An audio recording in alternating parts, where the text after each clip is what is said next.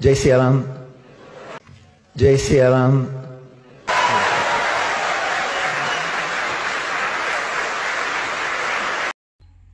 আমরা হলাম পশ্চিমবঙ্গ রাজ্যের বাসিন্দা। আমাদের এখানে যদি কেউ মুখ ফুটে জয় শ্রীরাম বলে তাহলেই তাকে দাগিয়ে দেওয়া হয় সে হয় আরএসএস এর দালাল আর না হলে বিজেপি পার্টির অন্তর্ভুক্ত। কিন্তু আজকে যে ভিডিওটি আপনাদেরকে দেখালাম, ভিডিওটি দেখার পর নিশ্চয়ই মনে হচ্ছে না যে মানুষটা জয় শ্রীরাম বললেন তিনি কোনো সনাতনী হিন্দু অথবা তিনি পশ্চিমবঙ্গের বাসিন্দা। তাহলে উনি যে জয় শ্রীরাম কথাটা বললেন উনি কোন রাজনৈতিক পার্টির আন্ডারে বলতে পারবেন? আজকে যে ভিডিওটি দিয়ে শুরু করেছি আমার আজকের এই ভিডিও, সেই ভিডিওর প্রথমেই তো আপনারা দেখলেন একজন আরবের মানুষ, উনি একজন আরবের মুসলিম। ওনার বেশভূষা, আচার আচরণ, ওনার মাথার টুপি, এই সমস্ত কিছু দেখে আমরা এইটুকু নির্ধারণ করতেই পারি যে উনি আরবের একজন মুসলমান। এবং আরবের মুসলমান হওয়া সত্ত্বেও উনি সভাসদগণের সামনে অর্থাৎ এই মঞ্চে যারা উপস্থিত ছিলেন, যারা দর্শক ছিলেন, তাদের সকলকে স্বাগত দিলেন জয় শ্রীরাম ধ্বনি দিয়ে। মনে পড়ে বিবেকানন্দের কথা?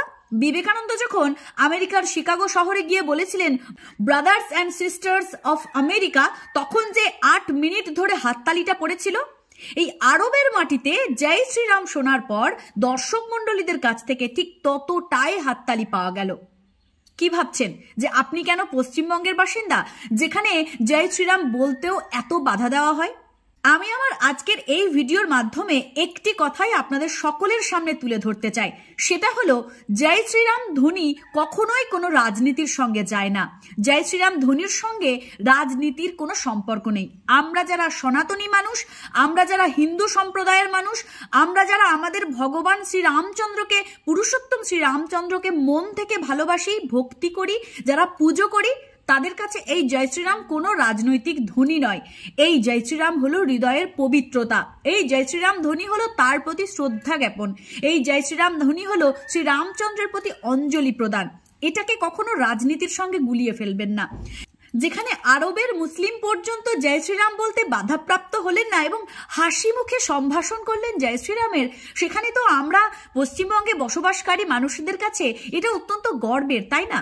যে আমরা এই রাজ্যের বা এই দেশের দেশবাসী হওয়া সত্ত্বেও যে ধ্বনি এখনো বলতে দ্বিধাবোধ করি, মনে করি যে কেউ হয়তো রাজনৈতিক লোক বলে দাগিয়ে দেবে, সেখানে এই আরবের মতন একটি জায়গার একজন মুসলিম সম্প্রদায়ের মানুষ তিনি জয় শ্রীরাম ধ্বনি দিয়ে স্বাগত ভাষণ শুরু করলেন।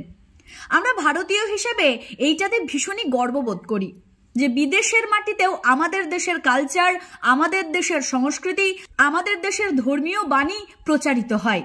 সেখানে আমরা দেশে থেকে আমাদের দেশের রামকে জানি না।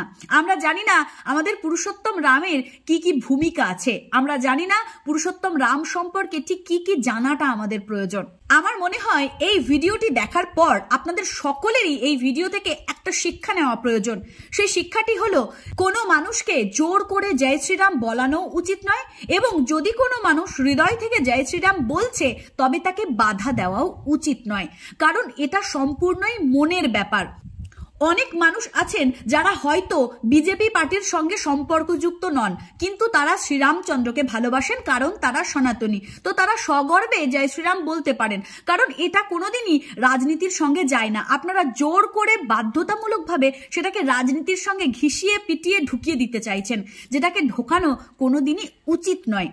রাজনীতি আর জয় শ্রীরাম দুটোকে আলাদা আলাদা রাখতে শিখুন। জয় শ্রীরাম হচ্ছে একটা ধ্বনি যা মানুষের সঙ্গে মানুষের একটা কানেকশন জুড়ে দেয়, যে আমি যে কোনো জায়গায় থাকি না কেন আমি একজন সনাতনী। যেমন ভাবে বৃন্দাবনে গেলে শুনতে পাবেন রাধে রাধে, একইভাবে যারা আমরা ভারতবর্ষে বাস করি, যারা আমরা শ্রীরামচন্দ্রের ছত্রছায়ায় বাস করি, তারা যদি জয় শ্রীরাম বলি একে অপরের সঙ্গে দেখা হওয়ার সময়, তাহলে এর সঙ্গে রাজনীতির কোনো সম্পর্ক নেই। যদি আপনি তৃণমূল পার্টিরও অন্তর্ভুক্ত হয়ে থাকেন এবং আপনি সনাতনী হয়ে থাকেন, তবে সগর্বে, সদর্পে এবং স্বাধীনতার সঙ্গে বলুন জয় শ্রীরাম, কারণ এর সঙ্গে রাজনীতির কোনো সম্পর্ক নেই। এই ভিডিওটি সেটাই আরো একবার প্রমাণ করলো।